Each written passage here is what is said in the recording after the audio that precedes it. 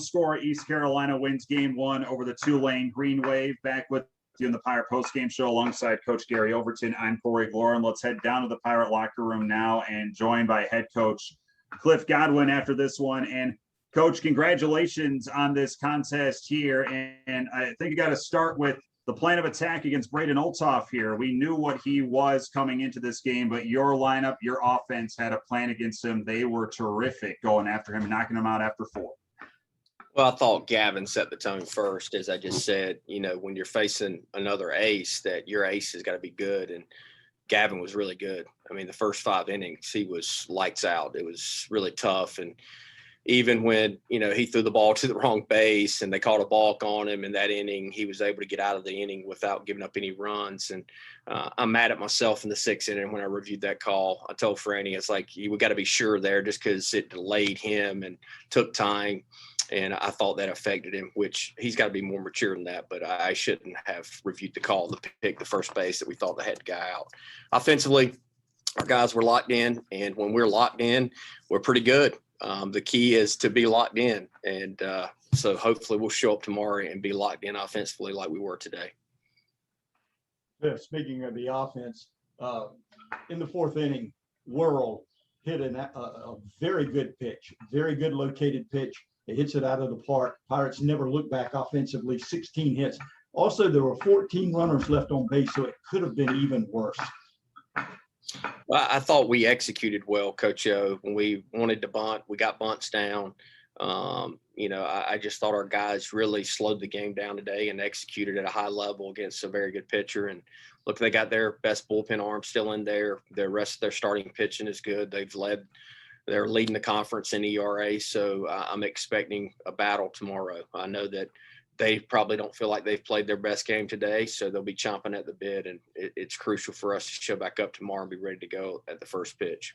And your guys finished this one off as well. You scored in your final 5 at-bats in this game, and you worked down the Tulane bullpen. You mentioned there are some good arms still waiting there, but you worked into it. You kept putting runs up on the board. In the 6th, when they put up runs, you answered. In the 8th, when they started charging back, you answered again. It's just from start to finish, complete, and the effort you're looking for from first pitch to last pitch, wasn't it? Absolutely. And, you know, we didn't have to bring Bridgie into the game because we added, you know, after Mayhew got out of that jam. So that was key, and got Josh Groves out there. So he was able to finish out the game, but key to not have to bring Bridgie in and the offense keep adding. Coach, congrats on the victory. We'll be with you tomorrow for 2 and for senior day, all right? Thank you, guys. Okay, we'll open up to further questions for Coach.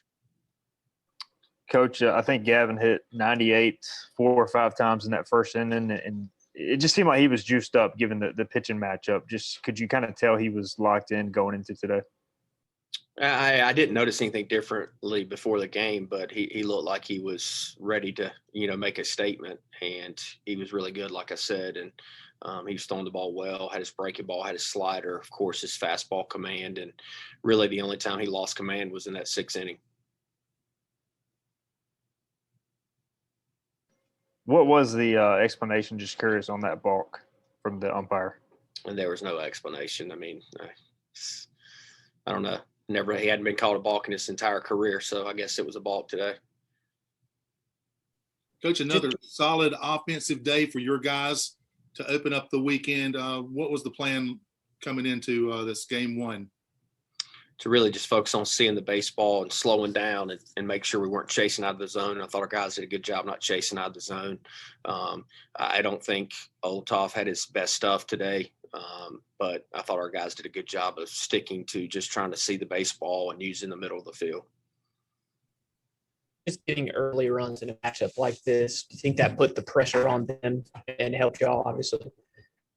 It's, you know, you got 2 heavyweights out there, 2 Friday night aces, 2 best pitchers. Well, I say the best pitchers in the league. I don't know, but Gavin's pretty good and Olthoff's pretty good. So hopefully I don't make anybody mad. They're just 2 really good pitchers. They're 2 of the best pitchers in the league. And anytime you can scratch early, it just makes it harder for the other team, as if they would have scored early, it would have been harder on us. Coach Godwin, I know you said that you talked to your team about game 2 at Wichita and the fact that you had not played as well maybe in game 2s, but can the fact that this series has kind of been repackaged and game 2 is actually game 1 tomorrow, do you think that could possibly work for you? I don't know. I'll tell you after game 2 tomorrow. So, the one thing that I hope is that our guys show up hungry tomorrow. And it's not going to be easy tomorrow. As I just told them, I want them to enjoy it till 10 o'clock at night when they have curfew and then get in bed and, start getting ready for tomorrow because I know Tulane's going to be ready to go tomorrow.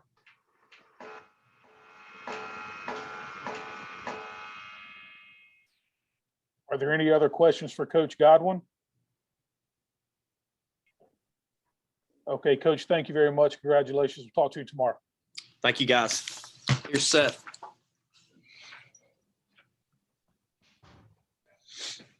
Seth Caddell. All right. Questions for Seth Caddell? Seth, you guys obviously had a good approach against their starter. Just kind of what were you seeing early and what made you guys so effective offensively today? Well, I just feel like when we're locked in as a lineup 1 through 9, it's going to be really tough to beat us, and that's how we were today. We're just focusing on seeing the ball up and using the middle of the field, honestly, and just not chasing out of the zone and just getting good pitches to hit. There seemed to be a lot of emotion in this game. Obviously, a lot on the line this series, but particularly after your home run, just kind of what's it like playing in a series like this where there is so much on the line, so much emotion? Well, I mean, yeah, it's a first and second place team, but it's just we try to focus on ourselves. So if we play our best brand of baseball, we have a good chance of winning. If we don't, we have a good chance of losing because everybody's good around the country. So if we just play our brand of baseball, not many teams can beat us.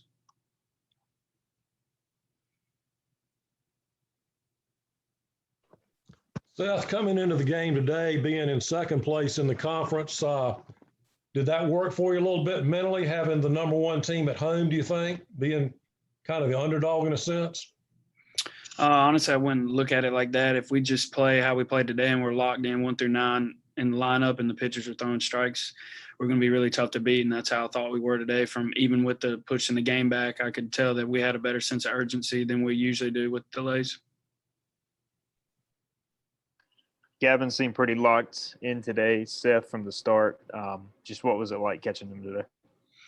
Well, I mean, he just had basically all 4 pitches. Didn't use the changeup today because they only have 2 lefties, but he was just commanding this fastball and then just being able to throw all speeds for strikes. And today he actually had, his slider and his curveball. His last couple outings, he's had either or, and he's been able to manage through it. And today I thought he had all 3 of them, so it was really good.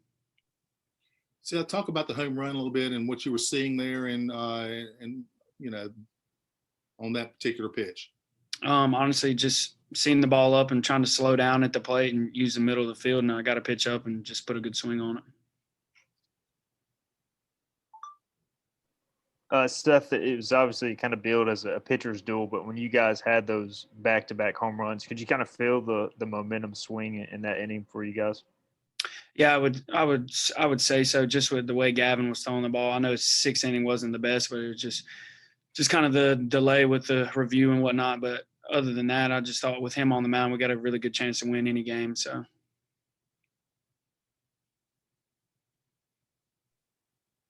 Okay, are there any other questions for Seth? Okay, Seth, congratulations. We'll talk to you soon, buddy. Thank you all. See you. Hey, Pirate Nation, this is former East Carolina pitcher Davey Penny of the Keith LeClaire era, class of 2003. Keep it tuned to the Sports Objective as you follow our Diamond Bucks on the road to Omaha, because y'all know we're going.